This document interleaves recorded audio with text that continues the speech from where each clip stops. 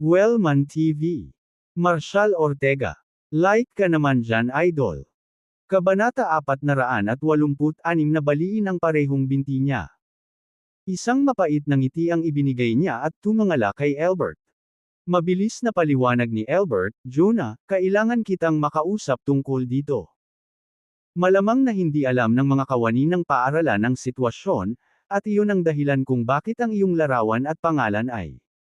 Karaniwan, ang mga pangalan at larawan ng alumni ay ipinapakita lamang kapag natanggap ang mga donasyon. Ang sitwasyong ito ay nangyari dahil ang iyong mga donasyon ay hindi dumating sa oras. Paano ito, kapag ang pondo ay nasa account ng paaralan, gagawin ko? Oh, naalala ko lang. Ang paaralan ay nangangailangan ng 5 bilyong donasyon para maisama sa seksyong Distinguished Alumni. Nagkamali ako kanina. Iyon ang pagkakamali ko. Kung maaari kang magdagdag ng isa pang 3 bilyon, titingnan ko ang administrasyon upang makita kung maaari ka naming maidagdag sa board. Nakangiting nagbitiw si Jonah at sumagot, Mr. Soul, I won't be adding another 3 billion. It doesn't matter if I'm on the Distinguished Alumni Board or not. I'm no big shot anyway, just an ordinary guy trying to make a living. Hindi na ako aasa ng anumang pagkilala mula sa aking alma mater muli. Natatakot ako na ang pagiging ambisyosa ay maaaring humantong sa aking pagbagsak. Mananatili ako sa aking negosyo at kalimutan ang tungkol sa katanyagan at kaluwalhatian. Rest assured, yung 200 million na ipinangako ko ay ililipat na bukas. Kung hindi ka man lang makapaghintay ng isang araw at sabik kang kasuhan ako, sige. Okay lang sa akin. Talagang nagpapasalamat ako sa aking alma mater sa pagbibigay sa akin ng isang tunay na aralin sa buhay. Hindi ko ito makakalimutan. Sige, kung yan ang desisyon mo, pwede ka nang umalis, walang emosyong sabi ni Albert. Si Cillian, gayunpaman, ay hindi hahayaang mag-slide ng ganoon kadali. Jonah, sa tingin mo ba makakatakas ka sa mga masungit mong kaibigan sa paghampas sa akin? Malamig na ngumiti si Jonah. Jillian, kapwa Towas at Junior pa rin ang tingin ko sa'yo, kaya't ipapayo ko sa'yo na hayaan mo na ito. Sinaktan ka ng kaibigan ko, kaya sasagutin ko ang anumang kabayaran sa ginawa ng kaibigan ko. Ngunit kung pipilitin mong itulak ito ng higit pa, hindi mo kakayanin ang mga kahihinatnan. Bago pa matapos si Jonah, napangisi si Albert, Jonah, hiwalay na isyu ito sa donasyon. Ang isang miyembro ng aming mga tauhan ay sinalakay, at hindi namin maaaring hayaang mag-slide ito ng ganoon kadali. Itinuro niya si Talia at sinabing may pagkadismaya, sisiguraduhin ng aming unibersidad na ang mga karaniwang katulad niya ay nauunawaan na ang pagtawid sa mga tao sa aming katayuan ay nagdudulot ng panlipunang pagkondena at mga legal na kahihinatnan. Kumunat ang noo ni Jonah at nagtanong. Mr. Soul, sigurado ka bang gusto mong magpatuloy doon? Sinulyapan ni Albert si Marshall at ang dalawa pa, tinitimbang ang mga kalamangan at kahinaan.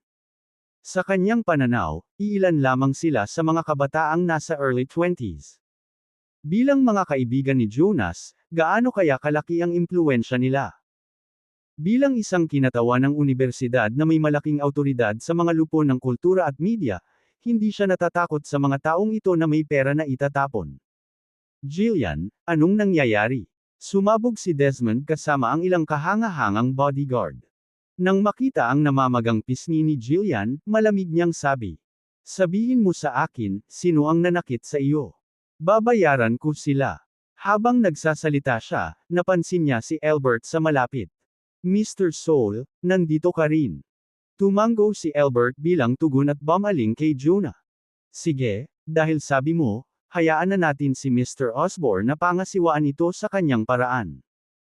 Ipinilig ni Jonah ang kanyang ulo, batid na wala siyang nagawang makapipigil sa mga determinadong magdala ng gulo sa kanilang sarili.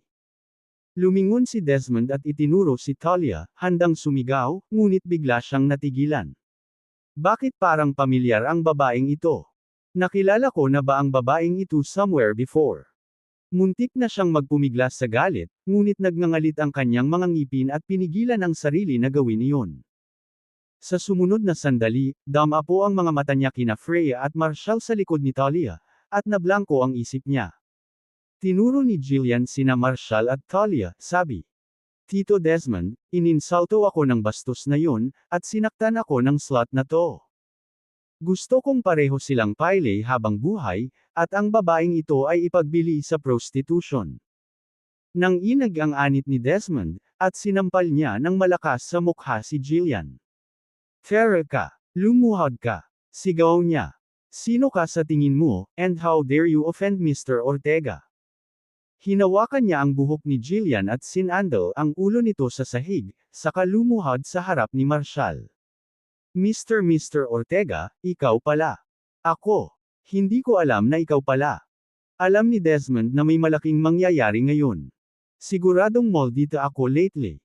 Kung hindi, bakit ako patuloy na nakabangga dito? Lalaki. Ang mga kilos ni Desmond ay nagdulot ng pagkalito sa lahat ng nasa pribadong silid. Napalitan ng malamig ng ngiti ang mukha ni Marshall habang nakaturo kay Jillian. Desmond, narinig mo siya, hindi ba? Siya. Langgam akong baldado habang buhay. Pinagpawisan si Desmond, nag-alinlangan bago sumagot. Turuan mo siya ng leksyon. Kayong dalawa, baliin ang mga binti ni Ms. Jillian. Sandaling nag-alinlangan ang mga bodyguard bago itinaas ang kanilang mga paa at tinapakan ang mga binti ni Jillian. Pagkatapos ng nakakadugong hiyawan, bumagsak si Jillian sa lupa, walang malay. Sa sobrang gulat ni Albert ay muntik na siyang mapaupo sa sahig. Gulat na gulat ay bamulong siya sa pananahimik na tono, Jonah, ano? Anong nangyayari? Kasama ba lahat ng kaibigan mo sa underworld? Napabuntong hininga si Jonah. Mr. Soul, hindi sila kasali sa underworld, pero may military background sila. Ang isa ay isang general, ang isa ay isang koronel, at ang isa ay isang mayor. Ang dalawang babae ay nagmula sa mga prestihiyosong pamilya ng militar. Sa tingin mo ba ay kahit sino sa kanila ang nasa ilalim mo? Kung sila ay mga karaniwang tao, ano ang gagawin sa iyo? Sa pagkakataong iyon, gusto ni Jonah na masampal sa mukha si Albert. Di asterisk man ito. I'm just trying to treat Marshall to lunch, but this fool had to mess it up. Hindi akalain ni Albert na ang tatlong kabataang nauna sa kanya ay magkakaroon ng gayong prestihiyosong pinanggalingan. Isang general, isang koronel, at isang mayor at dalawa sa kanila ay mula pa nga sa mga kilalang pamilya ng militar. Kahit na subaybayan niya ang kanyang buong kasaysayan ng ninuno, walang makakaabot sa ganoong taas. At gayon paman, nagkaroon siya ng lakas ng loob na tawagin silang mga uncultured commoner kanina. Bulag ba siya? Sa pagkaunawang iyon, nagsimulang manginig ang kanyang mga paa, at bumuhos ang malamig na pawis sa kanyang mukha. Muli siyang tumingin kay Desmond, nakaluhod sa lupa at kay Jillian, na baldado ang mga paa. Bago pa matapos magsalita si Desmond ay nagmamadaling humakbang si Albert at yumuko kay Talia. Ms. Cross, hindi nito alam ang identity mo kanina. Patawarin mo sana ang kabastusan ko. Lahat tayo ay nasa parehong antas. Ito ay isang hindi pagkakaunawaan. Ngumisi si Talia, sa tingin mo magka-level tayo. Sino sa tingin mo ang nilalay mo? Magwala ka. Pilit na ngumiti si Albert at sinabing, Ms. Cross, humihingi ako ng tawad sa aking kabastusan. Hindi ko sinasadya ang anumang pagkakasala. Patawarin mo ako. Tumawa ng mahina si Talia. Akala mo talaga tatanggap ako ng sorry sa isang tulad mo. Nakakadiri. Nang inag ang mga tip ni Albert. Ako. Hindi ko namalayan kung sino ka. Isang malamig na ngiti ang ibinigay ni Talia. At kung isa lang talaga akong ordinaryong tao, hindi ba't ginagamit na ng unibersidad mo ang media para tuluyan akong mapahamak ngayon? Magwala ka. Kabanata 487 Lay is my dearest wife. Tumango si Albert na may pilit na ngiti. Sige. Sinisiguro ni Ms. Cross na simula ngayon, magbabago na ako. Bago pa siya makatapos, hinawakan siya ni Desmond sa kwelyo. Albert, baka hindi alam ng iba kung sino ka talaga, pero alam ko. Isa ka lang nobody who got into Province University through connections. You paid your way to become head of the alumni association, yet you think you're someone important. What a joke. Kahit professor or expert title, basura ka pa rin. Nandito ka lang para sa pera, hindi ba? Niloko mo si Mr. Ferguson na mag-donate ng 200 milyon, di ba? Fine, ibibigay ko na sayo. Now get lost. Sumenya si Joe na napakawalan niya si Albert. Mr. Osborne, ako ang humahawak sa sarili kong mga utang. Ayoko ng iba ang sumasagot sa akin. Desmond hesitated and clarified, Mr. Ferguson. I mean no disrespect. You're Mr. Ortega, friend, so covering this is the least I can do. Ang aking pamangkin ay ignorante at nasaktan ka sa bagay na ito. Mr. Ferguson, mangyaring bigyan mo ako ng pagkakataong makapagbayad. Napabuntong hininga si Jonah. Mr. Osborne, I appreciate your concern, but I will handle this myself. Kailangan kong malaman kung ano talaga ang nangyayari dito. Turning to Albert and several university officials, Jonah continued, Mr. Soule, it's good to have you and the legal advisors here. Dapat tapos na ang klase ng anak ko, so I'll contact my wife to clarify exactly what happened with that donation. Nakikita niyo sa inyong sarili kung sinusubukan kong linlangan ang aking alma mater o hindi. Mabilis na sumingit si Albert, Mr. Ferguson, lahat ng mga kaibigan mo ay mga natatanging individual, hindi mo dadayain ang iyong alma mater. Ang lahat ng ito ay hindi pagkakaunawaan na dulot ng maling pag-unawa ng mga kawani sa mababang antas sa mga intensyon ng unibersidad, na humantong sa ilang hindi naaangkop na pagkilos. 10 paraan. Maaari kang ilipat ang 200 milyon na iyon sa account ng unibersidad sa tuwing ito ay maginhawa para sa ikaw. Isang malamig na buntong hininga ang pinakawala ni Jonah at kinuha ang kanyang phone. Magdadial na sana siya nang pumasok si Desmond at iminungkahi, Mr. Ferguson, hindi na kailangang tawagan ang iyong asawa at tanungin siya ng higit sa 200 milyon. Paano ito? Ililipat ko ang 200 milyon sa unibersidad ngayon at sasabihin ko sa mga isnob na tao na magwala. Pagkatapos mong maghapunan kasama si Mr. Ortega at ang iba pa, maaari mong ibalik ang 200 milyon kapag may oras ka. Hindi ba? Sa ganoong paraan, hindi ako nagbabayad para sa iyo. Paano iyon tunog? Saglit na nag-alinlangan si Jonah nang marinig ang mga salitang iyon. Desmond, this isn't your concern, Marshall made a gesture at Jonah. Call your wife. Natigilan si Jonah, naramdaman ang isang nakatagong implikasyon sa tono ni Marshall. Ano pa hinihintay mo kahit na nasa tuition class ang iyong anak, oras na para sa kanyang lunch break. Tawagan mo na ang asawa mo. Sige, tatawagan ko siya agad. Kinilig si Jonah, ang instincts niya ay nagsasabi sa kanya na galit si Marshall. Akmang tatawagan ni Jonah si Leigh, tumunog ang kanyang telepono. Ito ay si Mason Lester, pinuno ng Southvale Development Group's Engineering Department. Sinubukan ni Jonah na huwag pansinin ito, ngunit patuloy na tumatawag si Mason. Mason, anong urgent na kailangan mong tumawag? I'm busy right now. I'll call you back soon. Sa kabilang dulo. Agad na sinabi ni Mason, Mr. Ferguson, mangyaring huwag ibaba ang tawag. Kailangan kong sabihin sa iyo ang isang bagay na apurahan. Kung hindi natin ito haharapin ngayon, mawawala ng kontrol ang mga bagay-bagay. Malamig na sagot ni Jonah. Anong issue? Mr. Ferguson, nagwelga ang mga manggagawa sa construction site at hinaharangan ang harapan ng gusali ng punong tanggapan. Baka magseryoso ito. Isang strike. Bakit? Mabangis na hiling ni Jonah, ang kanyang galit ay tumataas. Binabayaran ko sila ng mas mahusay kaysa sa anumang kumpanya ng konstruksyon sa Harmonfield, at mayroon silang buong insurance.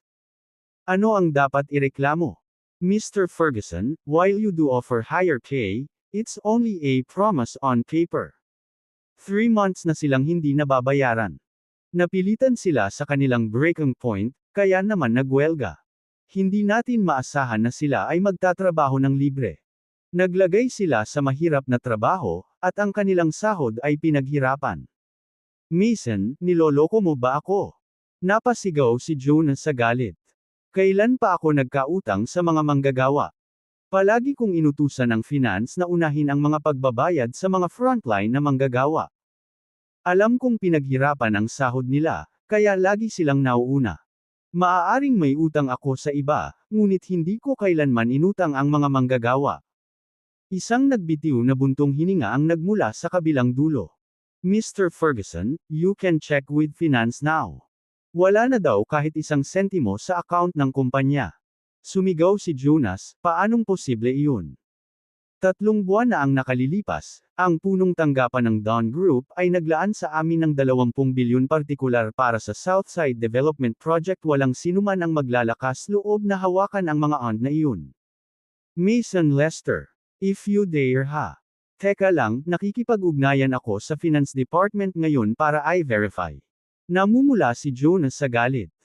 Sa wakas ay nagkakaroon ako ng pagkakataon na ipagdamot si Marshall sa isang pagkain, at biglang, nabomba sa lahat ng problemang ito. Ang swerte ko lang. Ibinaba pa lang ni Jonah ang tawag ni Mason nang tumawag si Harper Lester, ang Chief Financial Officer ng Southvale Development Group. Agad na binatukan ni Jonah, Harper, anong ginawa mo? Sinabi sa iyo noon, hindi mo maaaring hayaang hindi nababayaran ang sahod ng mga manggagawa. Bakit hindi nila natatanggap ang kanilang mga sweldo sa loob ng 3 buwan? Sagutin mo ako. Walang magawang sagot ni Harper, Mr. Ferguson, dapat mong malaman na ang pera sa account ay inilipat sa iyong kumpanya sa Kirk. Iyan ay ganap na kalokohan. Kailan pa ako nagkaroon ng kumpanya sa Kirk? Sigaw ni Jonah. Babalaan kita, Harper, kung susubukan mo ang anumang malilim at gagamitin ang pondo ng kumpanya para sa mga espesyal na proyekto. Tatawag ako ng pulis at ipaaresto ka dahil sa pangho-hold up.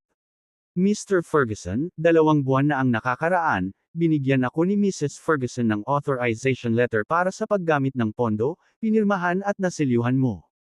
Hiniling niya ang paglipat ng 20 bilyon sa Regencies Group sa Kirk, sa 5 yugto.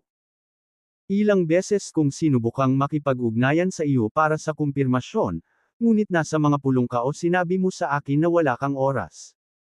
Inutusan mo lang akong sundin ang mga direksyon ni Mrs. Ferguson. Sinasabi mo ba na si Leigh ang naglipat ng pondo? Nakaramdam ng matinding pagkabalisa si Jonah sa mga salitang iyon.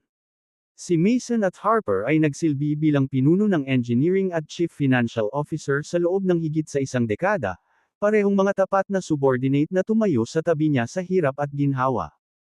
Sa paglipas ng mga taon, hindi nila siya pinagtaksilan. Hindi nila siya dayin. Pero bakit si Leigh ang maglilipat ng ganoon kalaking halaga? Nagpatuloy si Harper sa telepono, sinabi ni Mrs. Ferguson na nagparehistro ka ng bagong kumpanya sa Kirk at pinaplano mong palawakin ang negosyo doon. Mayroon pa siyang pinirmahan at naselyuhang authorization letter para sa paggamit ng pondo at sinabi sa lahat na ang sahod sa Southside Development Group ay maaantala ng ilang buwan, na may mga pangako ng mas malalaking year-end bonuses. Natigilan si Jonas sa kanyang mga salita. Kung totoo ito, nakakabaliw talaga.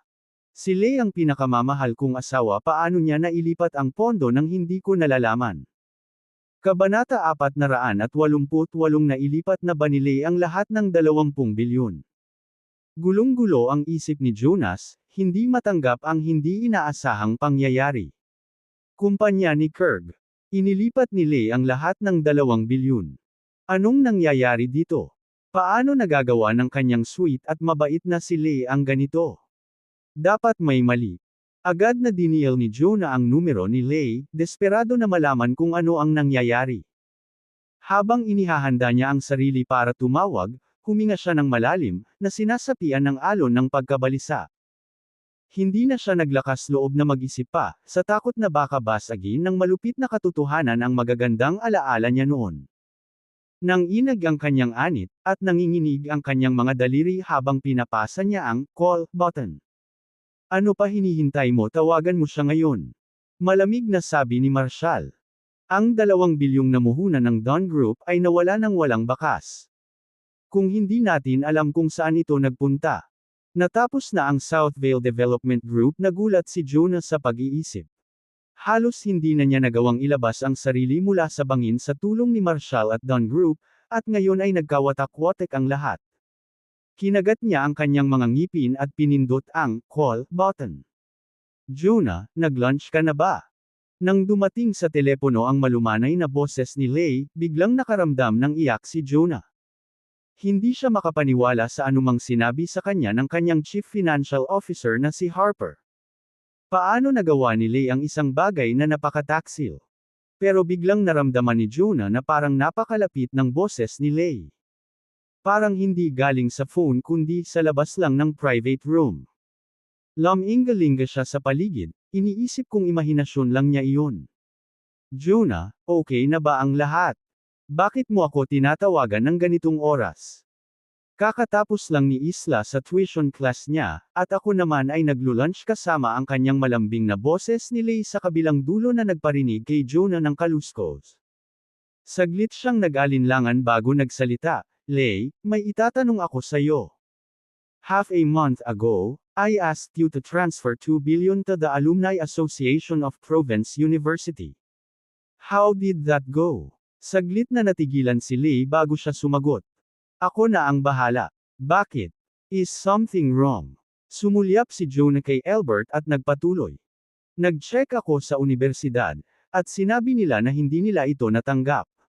Natahimik si Lay saglit bago nagpatuloy. Nako, may problema siguro sa bangko. Hayaan mo na ako. Tingnan mo bukas. Kumunat ang noo ni Jonah at huminga ng malalim. Huwag mo nang hintayin bukas. Aling bangko ang ginamit mo para sa paglipat? Natahimik sandali si Lay bago sumagot. Hindi ko talaga maalala. Hayaan akong suriin at tawagan ka muli. Napansin ni Jonah ang gulat ni Lay at diretsyong nagtanong. Lay, may gusto din akong itanong sayo. Ano ang pangalan ng kumpanyang ni-register mo sa KERG? Ang Regencies Group Lay ay biglang huminto sa kalagitnaan ng pangungusap, na pagtantong hindi niya sinasadyang ibunyag ang kanyang Regencies Group. Nagdilim ang ekspresyon ni Jonah sa galit. Lay, bakit hindi ko alam na nagrehistro ka ng kumpanya sa KERG? Gayun din, inilipat mo ba ang 20 bilyon mula sa Southvale Development Group? Agad namang nabalisa si Lay sa tanong, ang kaninang malumanay na tono ay napalitan ng lamig habang sinasabi. Jonah, ano ang ipinahihiwatig mo? Tinawagan mo ba ako para tanungin lang ako? Biglang napansin ni Jonah ang figure ng isang babae sa labas ng private room. Si Lay naman.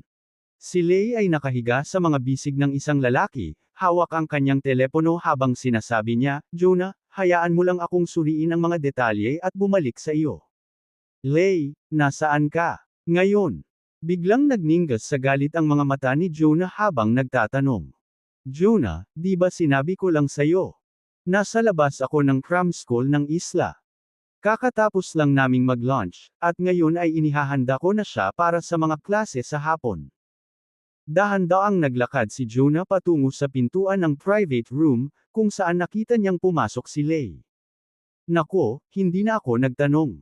Saan ba talaga ang cram school ni Isla? Nasa South Street sa Harmonfield, Jonah. Bakit ka nagtatanong ng kalokohan? I don't think so. Hindi ba sa Springdale Grand Hutch sa provincial capital? Naramdaman ni Jonah na lumubog ang puso niya nang marinig ang sagot ni Lay. Hindi mo kasama si Isla. Nakahiga ka. Ha, hindi ba? Ha? Jonah, ano bang pinagsasabi mo? Ay naputol ang sasabihin ni Lay nang hawakan ni Jonah ang wrist niya at hinayla siya palabas sa pagkakayakap ni Patrick. Lay. I've spoiled you so much and trusted you so deeply, and yet you've gone and done something so verde and disgraceful behind my back. Saglit na natigilan si Lay. Jonah, ikaw. Bakit ka nandito? Just let me explain. Malungkot ang ekspresyon ni Jonah. What's there to explain? Sino tong lalaking to? Kailan pa kayong dalawa nakuha? Kasali. Kinakabahang paliwanag ni Lay, Jonah, he's an old classmate of mine, and you think, not what I think. Then what is it? Malamig na ngumisi si Jonah. Hindi ako. Lay, kung ayaw mo na sa akin, sabihin mo na lang. Hindi ako haharangan mo. Ano ito? Nabubuhay ka sa akin, ngunit natutulog ka sa basurahan sa likod ko, habang nagpapanggap na perpektong asawa sa harap ko. Ano sa tingin mo ako? Sabihin mo sa akin. Kinagat ni Lei ang kanyang labi, saka pinatibay ang sarili. Jonah, medyo nalilibang lang ako. Bakit mo ginagawang big deal dito? Hindi ka ba masyadong maliit? Di ba lagi mong sinasabi na ay spoil mo ako kahit anong gawin ko? Kakalabas lang namin ni Patrick ngayon, sinusubukan kong i-clear ang ulo ko, wala akong nagawang kabalbalan. Bakit ka samobra, parang may ginawa akong kaiyahiya. Tsaka, equality between men and women means I'm allowed to act on impulse, right? Paano kung ilang beses na akong naging intimate kay Patrick? It's not a big deal. Smack! Umalangaw-ngaw sa kwarto ang matalim na tunog ng sampal. Habang sinasampal ni Jonah si Lei sa mukha, tuluyan na itong nasira. Lei, hindi ko akalain na magiging ganito kakawalan Gia. Ang pagkakapantay-pantay ba ng kasarian ay dapat na nangangahulugan na maaari ka na lang maging promiscuous? Nagbibigay ba ito sa iyo ng karapatang kumilos tulad ng isang hayop, nakikipag-asawa sa lahat ng dako? Walang hiya kang babae. Nagtatrabaho ako araw-araw para maibigay ang lahat ng kailangan niyo ni Isla. Sinabi ko sa lahat ng aking mga kaibigan na ang aking asawa ay ang pinakamahusay na babae sa mundo, siya ay responsable, mabait, at matalino. Little did I know, ikaw ay walang iba kundi isang basurang babae na walang moral. Sige na. Huminga ng malalim si Jonah. You have your own choices, and I won't stop you. We'll file for divorce tomorrow. Isla stays with me, and you live with nothing. I will sign the divorce papers on one condition. Tolmi, saan na yung 200 million ko at yung 20 billion from Southvale Development Group? Kung ibabalik mo ang lahat ng pera, hindi ako magsasampa ng kaso, at maaari tayong maghiwalay ng landas ng mapayapa, isinasaalang-alang ang ating kasaysayan. Kung hindi, tumatawag ako ng pulis ngayon din. Hahaha. Biglang humagalpak ng tawa si Lei. Kung ito man ay ang 2 bilyon o ang iba pang 200 milyon, ang mga wire transfer para sa parehong mga halaga ay naproseso gamit ang iyong personal na pirma at selyo. Mayroon akong lahat ng mga lehitimong dokumento ng negosyo upang patunayan ito. Wala kang basehan para kasuhan ako. I was just handling the transactions for you. Natigilan si Jonah sa sinabi niya. Talagang tama si Lei. Lahat ng mga dokumento ng transaksyon ay may pirma niya, at lahat ay ganap na lihitimo sa papel. Kabanata 489, To Hell with the Next Life. Pinagmamasdan ni Patrick si Jonas na nakatayong walang galaw na may masamang tingin sa kanyang mga mata at nagbigay ng nakakalokong ngiti. Panunuyan niyang hinayla si Lei sa kanyang mga bisig at hinalikan sa labi. Sweetheart, nahawakan ko na ni Victor mula sa Kirkcorp ang 20 bilyon na iyon. Ang lahat ng ito ay namuhunan sa mga asset ng mineral sa Aurorica, at ang Regentis Group ay natunaw na. Ang pera ay lubusang nilinis. Walang bakas nito na konektado sa Dean Southvale Development Group. Lei, may flight na tayo bukas at tatango sa ibang bansa para mamuhay ng walang pakialam, mayaman, hahal na tuwang-tuwang sabi ni Patrick. Ipinulupot ni Lei ang kanyang mga braso sa leeg ni Patrick at mapusok siyang hinalikan. Darling, ang galing mo. Pagkatapos ng kanilang halikan, nilingan niya si Jonah at sinabing, paumanhin, wala akong iniwan para sa iyo. Pero ayos lang. Hindi mo na kailangan ng maraming pera para mabuhay sa Draconia pa rin, ang 20 bilyon ay nalaban ng lubusan na hindi na ito mababawi pa. Ito ang espesyal na pondo ng proyekto na inilipat sa kanya ng Dawn Group. Nangangahulugan ang krisis na ito na ang kinabukasan ng Southvale Development Group ay lampas sa pagtitipid. Iniligtas siya ni Marshall at ng Dawn Group mula sa kapahamakan at binigyan siya ng pagkakataong magsimulang muli. Gayunpaman, hindi lamang siya nabigo na suklian ang kanilang napakalaking kabaitan, ngunit siya rin ay nagdulot sa kanila ng walang katapusang problema. Nang mga sandaling iyon, napaluhod si Jonah sa harap ni Marshall. Mr. Ortega, I'm so sorry. Nabigo kita at ang Dawn Group. Ikaw at ang Dawn Group ang humila sa akin mula sa kaibuturan ng kawalan ng pag-asa, binigyan ako ng pagkakataong magsimulang muli, at tinulungan akong mabawi ang dignidad na nawala sa akin. Mr. Ortega, hinding-hindi ko masusuklian ang ginawa mo para sa akin sa buhay na ito. Nais kong maging matagumpay ang proyekto ng Southvale upang parangalan ang iyong kabaitan. Pero hindi ko akalain na mapapahamak ako ng babaeng pinakamapagkatiwalaan ko. Hanggang sa pumunta at patayin sila ngayon. Hinablot ni Jonah ang bote sa mesa at itinuro kina Leigh at Patrick.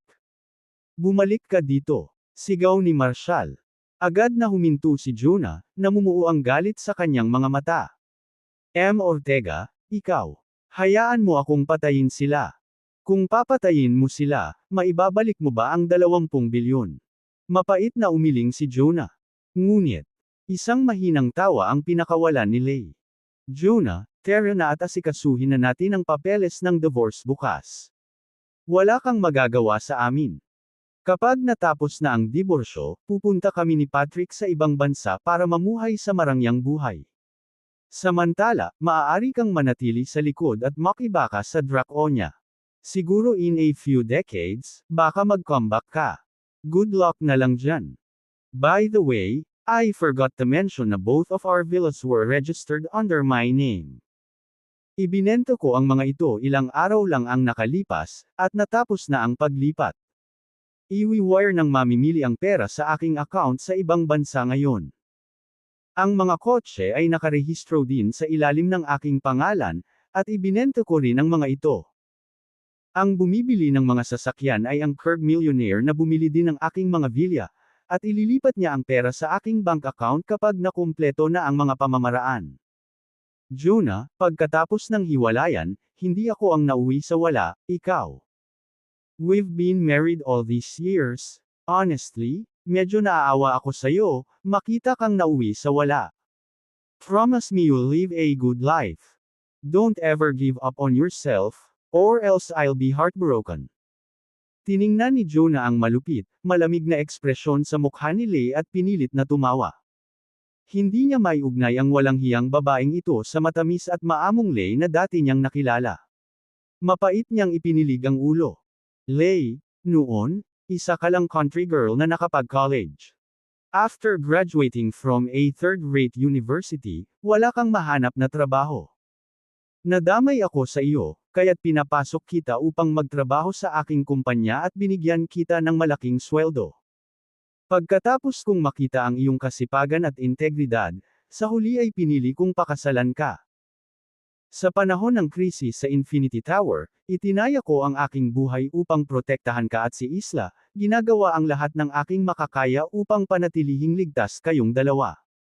Pagkatapos, iniligtas ako ni Mr. Ortega, at nagsimulang umunlad ang aming buhay.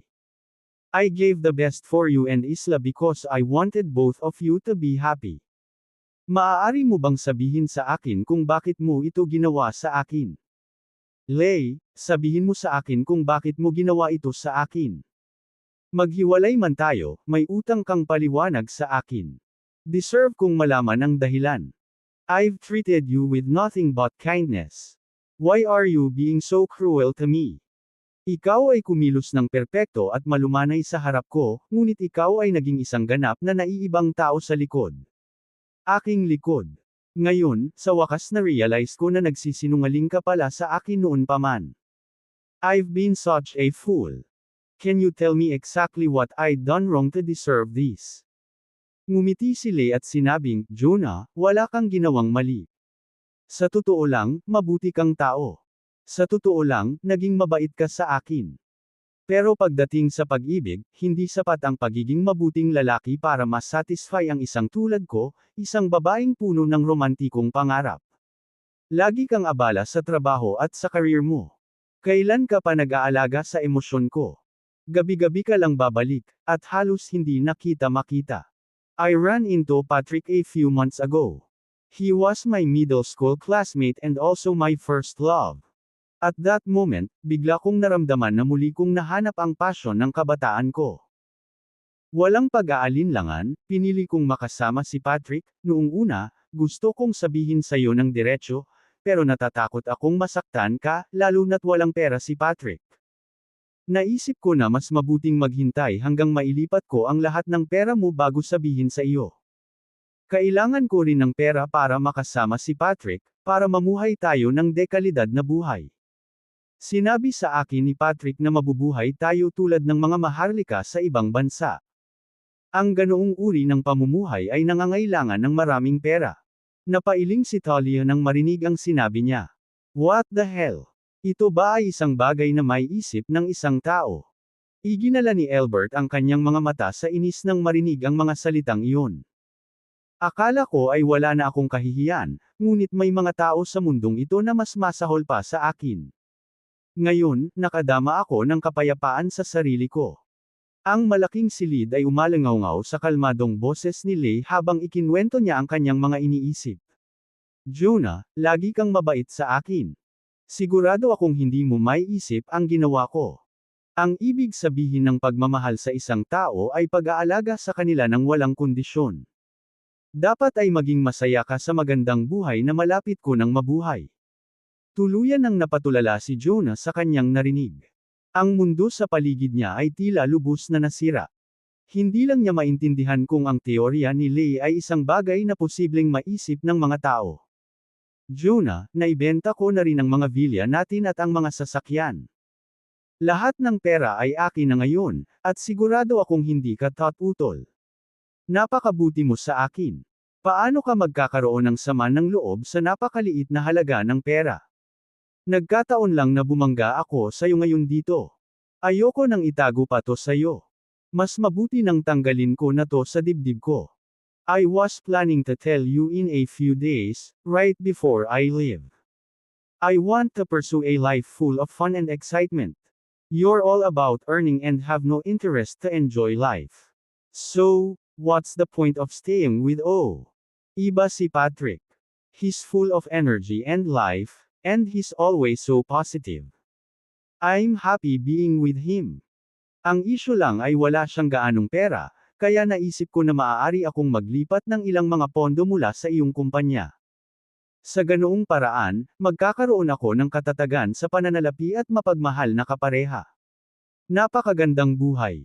Jonah, pasensya na. Baka magkita pa tayo sa kabilang buhay. The hell with the next life. Halos mabaliw si Jonah. Lay, hindi ko akalain na magiging walang hiyang babae ka. Kabanata 490 Is this world unreasonable? Na may masamang tingin, sinulyapan ni Lay ang galit na si Jonah, umiling-iling. Naku Jonah, napakahina ng tolerance mo. Dapat matuto kang maging mas mapagbigay at hindi ako masyadong makitid. Fine.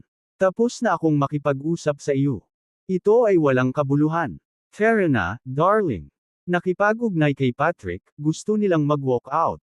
Napatigil sila ng mabagsik na boses ni Marshall. Sinabi ko bang magaling ka? Huminto sina Lay at Patrick at humarap sa kanya. Sino ka sa tingin mo para pigilan kami? Biglang napuno ng tunog ng sampal ang silid.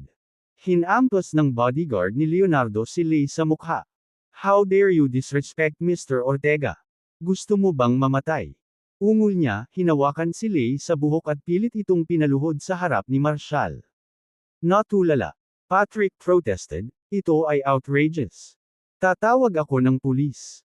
Sinunggaban ng isa pang gwardya si Patrick, napilit na pinababa bago nagpakawala ng matigas na sipa si Marshall na nabali ang isang paa nito. Malamig na tinignan ni Marshall si Lay. Sa tingin mo kaya mo nalang lumayo gamit ang pera ko? This is a matter of life and death. Galit na sabi ni Lay. I know you. Bagamat tinulungan mo si Jonah noon, this is a family matter, none of your business. Mahal na mahal ako ni Jonah. Hindi ka ba natatakot na kamuhian ka ni Jonah? Hindi siya maglalakas loob. Ngumuso si Marshall. Isusumbong kita sa pulis. Bawal ito. Pagbabanta ni Lay, bago hinawakan ni Marshall ang buhok niya at hinampas siya sa lupa. Sigaw niya, duguan na ang mukha niya, habang nakatingala sa nanlalamig na ekspresyon ni Marshall. Bawal bang parusahan ang mga basurang tulad mo? Tanong niya, nagpupunas ng mga kamay. Talaga bang hindi makatwiran ang mundong ito? Tutol ni Patrick, nananakit mo ang isang babae, how could you? Nagtaas ng kilay si Marshall. May problema ka dyan. Baka hindi pa sapat ang pagkabali ng isang paa. Tinapakan ng gwardya ang hita ni Patrick, at umalangaw-ngaw ang nakakasakit na bitik. Namilipit sa sakit, sumigaw si Patrick, "Banyaga ako. Managot ka." Ngumisi si Marshall.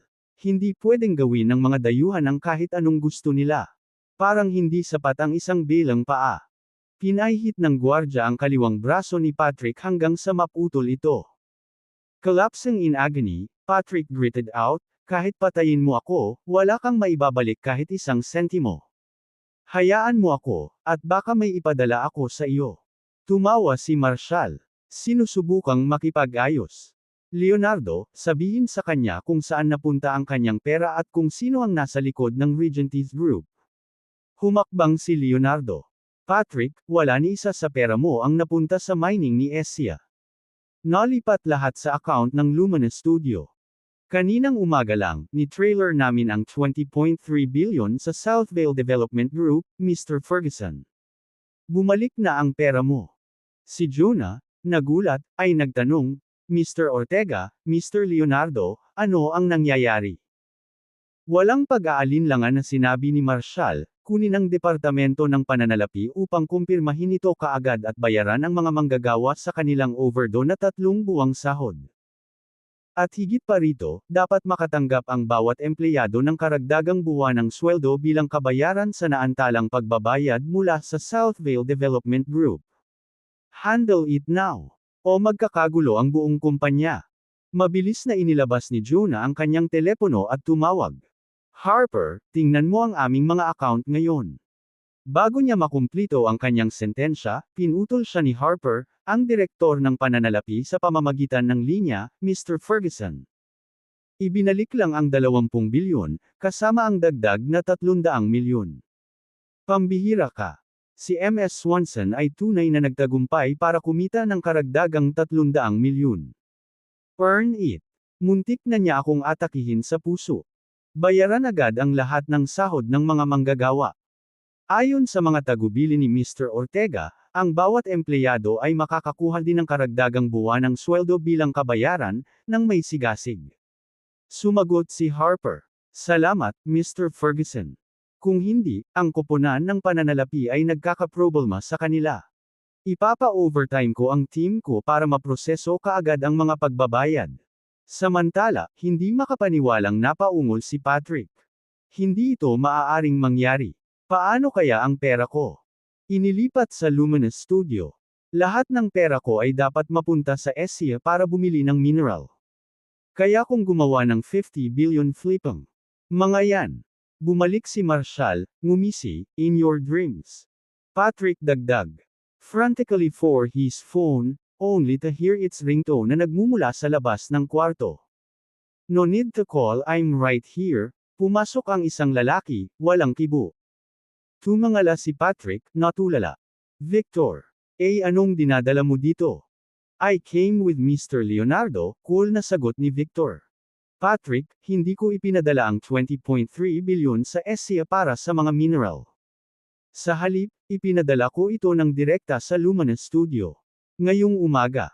Tinulungan ko ang Lumina Studio na ilipat ang buong 20.3 bilyon sa account ng Southvale Development Group. Ta-trader ka. Babayaran kita." Sumigaw ka bigla, napigilan lang ang galit niya sa kanyang imabiling gamit lang ang kanang braso niya kay Monwatch it, "Patrick." Nagkibit balikat si Victor. Ibinigay ko sa iyo ang lahat ng pera, at maging akin ka. Magsisi ka." Galit na sigaw ni Patrick. Si Victor ay nanatiling hindi nabigla, sumagot. "Binayaran ako ni Ban Leonardo. Fifed. Hindi ako nahihiyang aminin I work for money was legal and fair si Juan, hindi katulad ng pagnanakaw mo. Wala kang basehan para husgahan ako, Patrick." Sa matinding paghihirap, umiyak si Patrick. "Victor, nabenta mo si Reteki." Maya-maya lang ay tumunog ulit ang phone ni Jonah. Ito ay mula sa Yahoo sa kanya. Galing ni Afam. "Ito ba si Mr. Jonah Ferguson? This is Jimmy Fowler, Friday the Hawk Office."